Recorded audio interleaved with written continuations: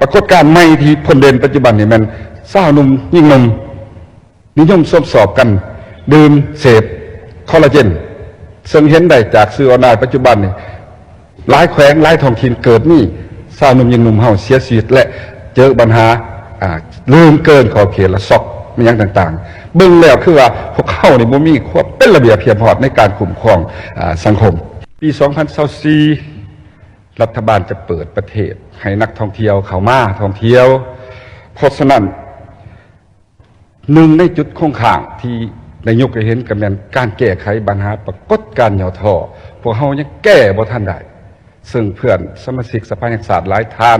ก็ได้ยกให้เห็นละเมื่อวานนี้สิแม่นเรื่องการสร้างข่าวล่วงข่าวปลอมหรือปัญหาบิดเบือนต่างๆล่วงทางการสิ่งทรัพย์การลักทรัพย์การขาตกรรมและอื่นๆยังปรากฏมีเห็นอยู่ในสังคมพวกเราเอ่นว่าหลายสมควรพอปัญหานี้เป็นห่วงมันว่ามันจะสร้างภาพพจน์เนาะบรรยากาศให้ผู้ที่มาท่องเที่ยวนี่ยังเห็นว่าสภาพสังคมของประเทศเฮานี่ยังบ่ทันมีความสงบข้าพเจ้าเสนอแลกเปลี่ยนว่าให้ทั้งรัฐบาลซุ้มใส่ในการแก้ไขปัญหาทางกล่าวนี้ให้มันลดน้อยถอยลงเนาะปรากฏการณ์ใหม่ที่พ้นเด่นปัจจุบันนี่มันสาวหนุ่มยิ่งหนุ่มนิยมสอบกันดื่มเสพคอลลาเจน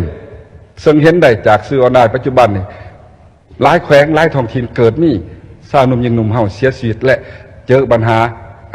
ลืมเกินขอบเขตและซอกมันยังต่างๆเบิ่งแล้วคือว่าพวกเขานี่บ่มีความเป็นระเบียบเพียบพร้อมในการคุ้มครองสังคมเฮ็ดให้สาวหนุ่มยิ่งหนุ่มหันเหไปเสพในสิ่งที่บ่เป็นหีข้องบ่เป็นประเพณีบ่เป็นในสิ่งที่เฮาส่งเสริมแต่เฮาก็บ่มีมาตรการแนวใดซ้ำบ่นำเห็นโฆษณาขายในสื่อนี่นะคอลลาเจนนี่ขายคักแน่เด้บอกเบอร์โทรศัพท์ต่อกันอันนี้มันเป็นการจงใจอย่างเปิดแป้นที่สุดเลย